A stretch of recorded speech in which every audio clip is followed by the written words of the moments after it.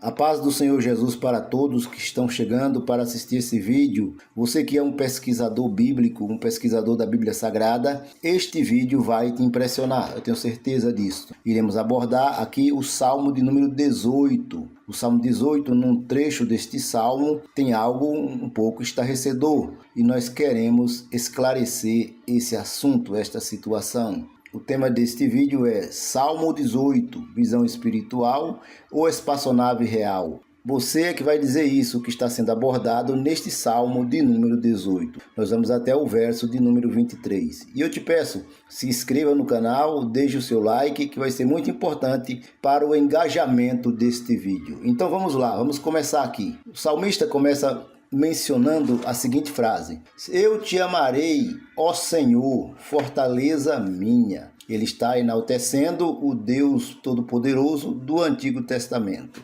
O Senhor é o meu rochedo e o meu lugar forte e o meu libertador, o meu Deus, a minha fortaleza em quem confio, o meu escudo, a força da minha salvação e o meu alto refúgio. Veja que como que o salmista está enaltecendo Deus de uma maneira muito bonita. Ele está enaltecendo porque Deus é que supre todas as suas necessidades e que guarda ele em todo o tempo.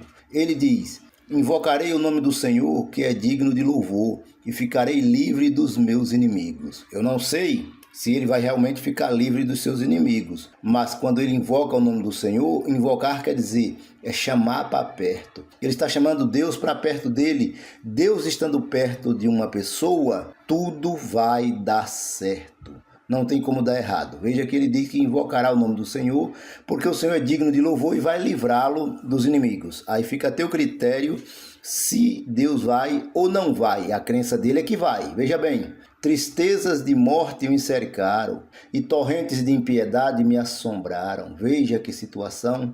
Ele está tendo um problema espiritual ou, no mínimo, uma tribulação na sua mente. A mente está perturbada, causando medo e medo forte.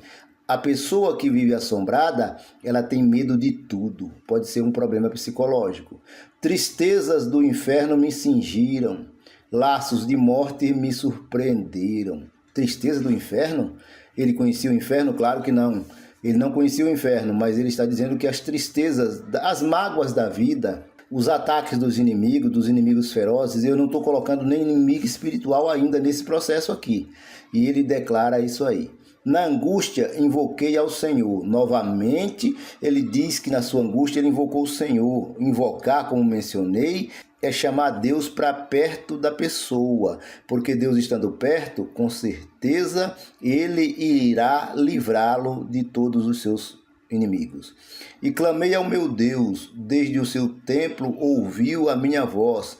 Aos seus ouvidos chegou o meu clamor perante a sua face. Se chegou tudo isso perante a face de Deus, o clamor do salmista, com certeza haverá uma intervenção. Deus ouviu desde o seu santuário, desde o seu santo céu, foi o que ele diz aqui. Aí começa uma revelação profunda no verso de número 7 a seguir, dentro deste salmo, que é o que está dentro desse contexto deste vídeo. Se você está entendendo, deixa aí nos comentários, deixa o seu like ou dislike, seja o que você quiser. Deixa aí, eu terei o maior prazer de responder todas as interrogações. Então a terra se abalou e tremeu, e os fundamentos dos montes também se moveram e se abalaram, porquanto se indignou. Quem se indignou? Aqui no caso foi Deus que se indignou. Veja, a terra se abalou e tremeu. Para a terra se abalar e causar um pequeno terremoto ou um grande terremoto, porque os fundamentos dos montes também se moveram e se abalaram, é porque houve alguma coisa que provocou este abalo sísmico. Houve alguma força desconhecida, algum poder que os homens não conhecem, que provocou esse abalo, esse pequeno terremoto ou grande terremoto abalando até os montes. E eu não estou levando a palavra para o sentido espiritual. A primeira forma de se interpretar um texto bíblico é analisá-lo de modo literal e não simbólico. Mas vamos em frente aqui. Das suas narinas subiu fumaça, e da sua boca saiu fogo que consumia. carvões se acenderam dele. Não pode ser de Deus. Não pode ser de Deus um negócio desse aqui. O salmista está abordando algo muito profundo. Veja, vou ler novamente o verso. Das suas narinas subiu fumaça, e da sua boca saiu fogo que consumia. Carvões se acenderam dele. Algo estarrecedor foi mudado para que o salmista visse a ação de Deus em seu favor. Aí ele continua falando algo tenebroso. Abaixou os céus e desceu, e a escuridão estava debaixo dos seus pés. Com toda certeza, isso não se trata apenas de uma visão. É algo literal, ele está vendo algo literal e ele não pode estar dizendo que isso é de uma pessoa, é de algo que ele está vendo. Não é uma pessoa. Vamos mencionar que Deus está descendo em pé dos céus, voando, e ele viu isso, mas não pode ter essas coisas, narina subindo fumaça, boca saindo fogo, carvões se acendendo. É o conhecimento que o salmista tinha. E ele viu tudo isso. E isso não é, com toda certeza, uma pessoa. Alguma coisa está ocorrendo. Uma pessoa não provoca esse tipo de coisas, né? Veja, abaixou os céus e desceu, e a escuridão estava debaixo dos seus pés. Agora começa um negócio tenebroso aqui, ó. Presta atenção. E montou num querubim, e voou, sim, voou sobre as asas do vento. Que querubim brabo é esse que Deus montou no querubim? Se é uma pessoa, vamos atribuir essa pessoa a Deus, um anjo, ou seja, quem for, que está descendo do céu com todo esse espetáculo que está sendo narrado aqui no Salmo número 18. No entanto, ele monta no querubim. O querubim não é um anjo de 6 asas, como dizem os dicionários, os teólogos, os pastores. Se o querubim é um anjo de 6 asas, ninguém pode montar num anjo de 6 asas, sair voando no lombo de um querubim como se fosse o lombo de um cavalo ou de uma águia, ou seja, o que for. Não tem condição. Não tem condição. Ele está dizendo que montou, e montou mesmo, montou no querubim. Só que ele não sabia que o querubim é uma nave espacial. Ele não tinha esse conhecimento, não podemos nem cobrar isso dele, porque ele não tinha esse tipo de conhecimento que se tem hoje. Um querubim não é um anjo de 6 asas. Um querubim é uma nave espacial. E o que o salmista está abordando aqui é justamente isso. Ele montou numa nave espacial e voou. Esse nariz saindo fumaça, a boca saindo fogo, dá para você perceber? Dá para você ver? Aí ou é preciso desenhar que está acontecendo alguma coisa que fugiu do controle dele, que ele não sabe descrever com toda certeza, e aí ele vai falar do querubim. O querubim eles conheciam, e aí erradamente chega hoje no século XXI uma interpretação distorcida, fajuta, sem nenhum tipo de fundamento, dizendo que o querubim é um anjo de 6 asas. Que confusão é essa? Fez das trevas o seu lugar oculto. O pavilhão que o cercava era a escuridão das águas e as nuvens dos céus. O que ele está abordando na visão é que ele está vendo um querubim voador, como já mencionei o que é, soltando todo tipo de fumaça, fazendo manobras, e o ser celestial que desceu dos céus e que fez descer esse querubim voador, montou nesse querubim ou entrou nesse querubim e voou sobre as asas do vento, como diz o salmista. Veja, esse tipo de espaçonave que nós estamos chamando de querubim aqui, ele opera na terra, no mar e no ar.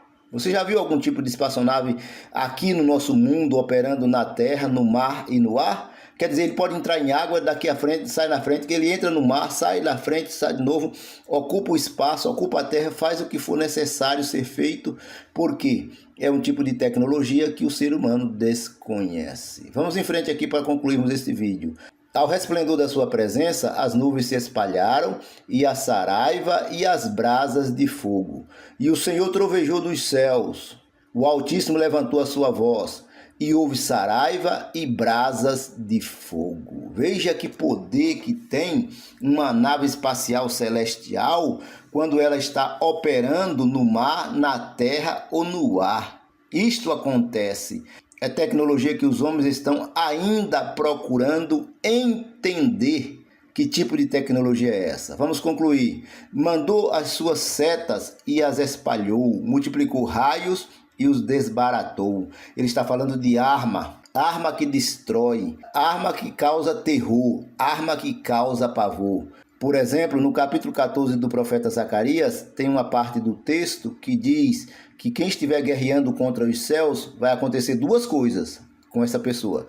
Os olhos vão ficar podres na testa e a língua na boca. Para aqueles especialistas de hoje que interpretam isso, diz que isso é ação de arma nuclear. Não sei. Quem está falando isso não sou eu, essa pesquisa existe por aí. Veja bem, então foram vistas as profundezas das águas e foram descobertos os fundamentos do mundo. Pela tua repreensão, Senhor, ao sopro das tuas narinas. Veja aí, como eu mencionei que essas espaçonaves chamadas de querubim, elas operam no mar e no ar ao mesmo tempo, elas não têm nada que o restrinja. O verso está mostrando justamente isso. Enviou desde o alto e me tomou, tirou-me das muitas águas. Essas muitas águas aí pode ser pessoas ou pode ser água mesmo. No meu modo de ver, trata-se de pessoas que estavam atacando o salmista e houve um livramento da parte de Deus, até porque o capítulo começa dizendo que ele levantou um clamor enaltecendo Deus para que Deus viesse atendê-lo.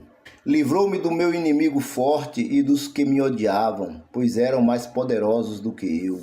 Surpreenderam-me no dia da minha calamidade, mas o Senhor foi o meu amparo. Palavra maravilhosa. Na hora da necessidade, na hora da precisão, Deus atendeu o salmista. Ele está dizendo que os seus inimigos eram mais fortes do que ele, mas Deus o atendeu. Se você já foi atendido por Deus, glorifique e exalte o nome do Senhor.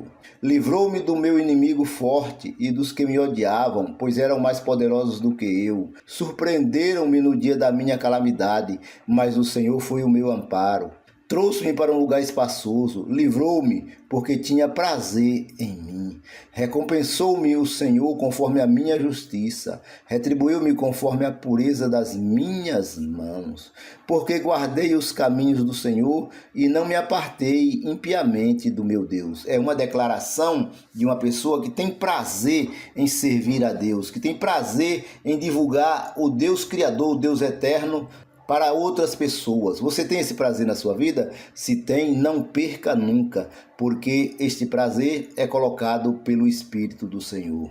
Porque todos os seus juízos estavam diante de mim, e não rejeitei os seus estatutos. Também fui sincero perante ele e me guardei da minha iniquidade. Ele está falando do autopoliciamento, você se policiar para não cometer erros, para não cometer pecados, para não cometer torpeza. Veja que ele diz que ele se guardou das coisas erradas para não deixar Deus triste com ele. É o que ele está dizendo aí. Eu não estou dizendo que Deus fica triste se a gente peca ou não peca. Quem está falando isso é o salmista. Então, não venha me encher aqui a paciência dizer que eu estou dizendo que Deus fica triste. Eu sei que pode estar se tratando apenas de um antropopatismo, tá bom?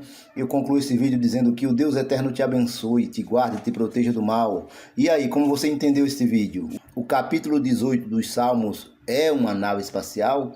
Esta visão que se tem deste assunto é uma nave espacial? Um querubim voador é uma nave espacial? Pesquise e se aprofunde dentro da Bíblia, das Escrituras. E lembre-se, procure adquirir conhecimento, porque conhecimento é um desvio na estrada do agora é tarde.